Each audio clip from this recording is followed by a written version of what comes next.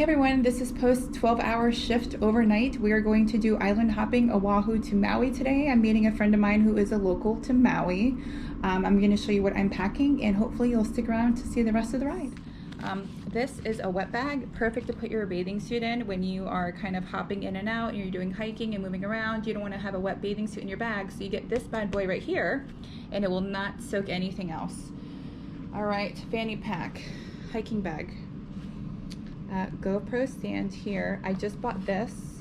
This is a selfie stick and it has the little remote to it, and I stretched it out so you can see how long it is. It's pretty long.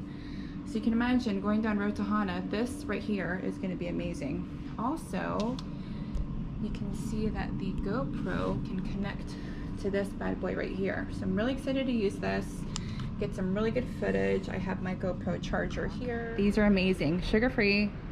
Keep me going, 12-hour shift. This is what I'm using. And this is not a paid advertisement. All right, let's go.